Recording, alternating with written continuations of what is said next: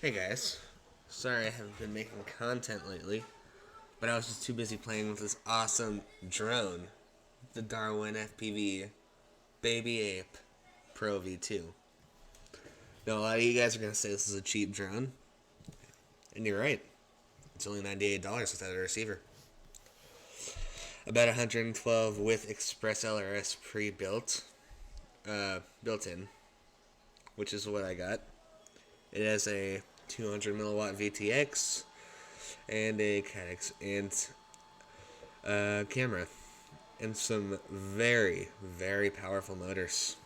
And in this video, I wasn't really going to go totally in depth with all the specifications of this drone because I'm sure a lot of you guys already know it. But I was going to show you what lipos I use and what equipment I'm using to fly this and get a bunch of range out of it. And stay tuned. Be sure to stay tuned. There will be flight footage in this video, and range test and all that other good stuff.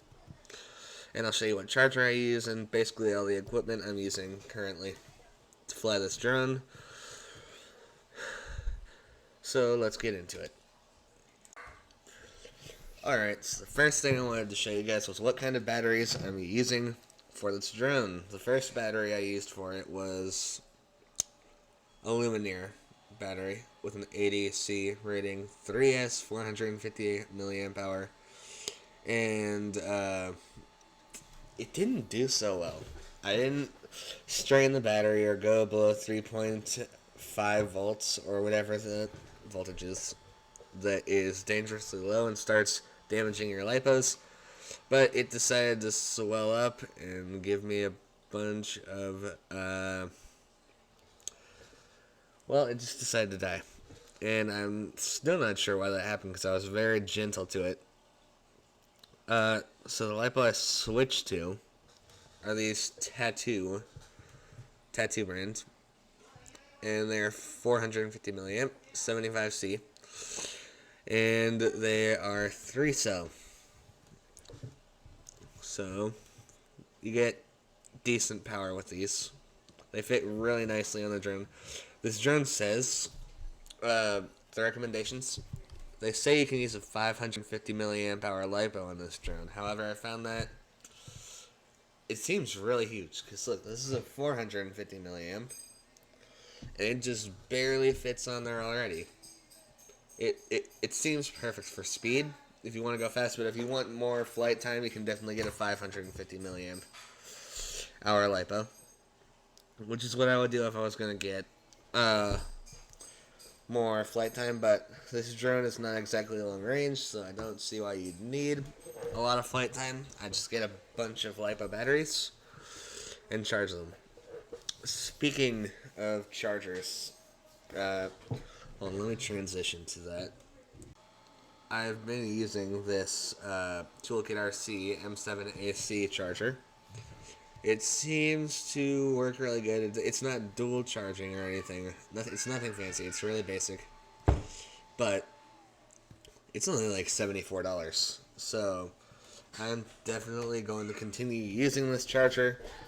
And if I ever need to charge more than one lipo at a time, I'll just get 2 or 3 of those chargers and have them all working at the same time. Because that seems a lot more efficient since they can all charge at 300 watts, I think. Hold on, let me check that.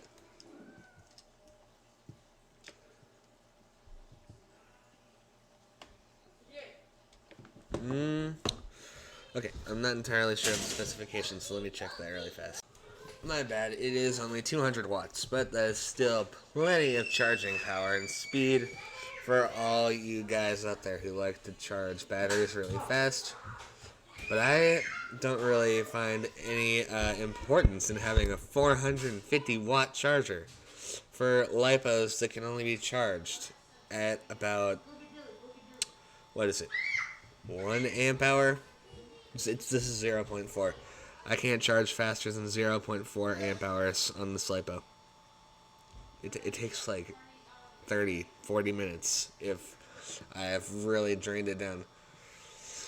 But it works. It charges up to a 6S lipo, It does XT30 and XT60 connectors, which is really good.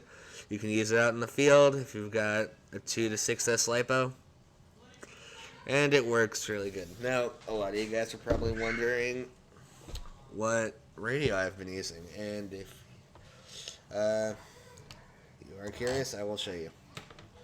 I have been using the Radio Master Boxer with Express LRS built in. Now, I chose this radio as my first real FPV radio because, number one, it's really affordable. It's not expensive. Most of Radio Master's products are not that expensive, but the point is, it's really affordable. It's got Hall effect gimbals. It's very high quality. You're not going to have any stick drift issues with this radio. And you've got a spot in the back for a crossfire unit or what's it called? Any kind of unit that you want. You can put Spectrum in there. You can put F4. No, wait, what is it called? Hold on, I'll be right back. You can put FR Sky. You can put Spectrum. If you have the 4-in-1 instead of the Express LRS, you can put an Express LRS module in the back of this radio. And it has another reason I chose this radio was because I do eventually want to get into long-range FPV flying with analog. And the reason I chose this radio is because its output power is really high. I think it's about 1,000 milliwatts. Let me just double check that. Yes, it is 1,000 milliwatts. 25 if you want it. I don't know why you use 25. If you just want to conserve battery and you're flying tiny whoops around your house. Because 25 milliwatts goes a long way. Especially if you're... As I was saying, this radio has a maximum output of 1,000 milliwatts, ranging from 25 all the way up to 1,000 for long-range flying. Now, I'm sure you can get more than that if you get a separate Express LRS module, but I'm kind of uncomfortable using modules when I don't have to, and since Express LRS is my main platform for ESCs in drones. Receivers in drones, sorry, hold on. Now, as I was saying, the reason that I like having Express LRS built into the radio, I just find it more reliable than an external module because some of them run off batteries, and if those batteries were to die, that would be very bad. And you would lose control, or they could just get loose, or you could have dirty pins, and I just find it very, it's not great. But it's definitely well designed if you do need to use it, as long as you don't overuse it. And if I ever do get into super long-range HD drones, right now I'm stuck with analog, but I found these awesome goggles at Get FPV, the Solo Good analog. They're diversity, as you can see here. I've got the pin on the mushroom, and I actually get a lot of range out of these, as you will see in the video with the flight footage. I can go pretty far with only a 200 milliwatt VTX on this little quad, Darwin FPV Baby 8. And I think that's all I really have to say right now, so I guess I'll just show you guys the flight footage. Okay guys, one more thing, Brent from the future here. I meant to tell you that this drone has a cheaper alternative that looks just like it. It's commonly sold with green props on Get FPV, while this one has translucent gray, which look way cooler in my opinion.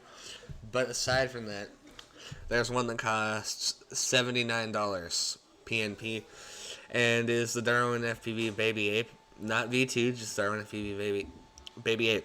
And it has an extremely low resolution camera instead of the CAT-X Int that is in the Pro V2.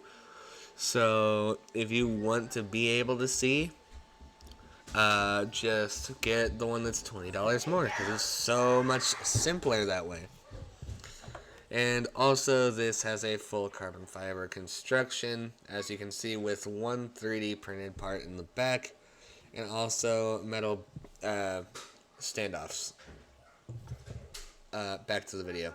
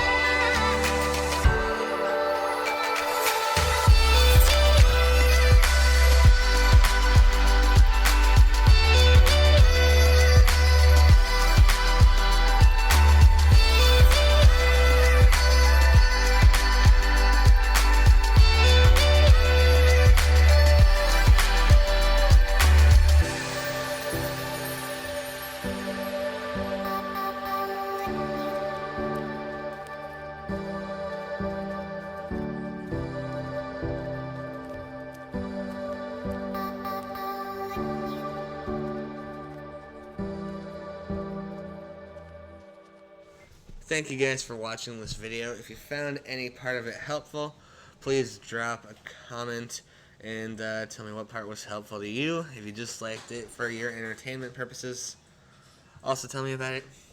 Please like and subscribe if you're not subscribed, and I'll see you guys in the next video.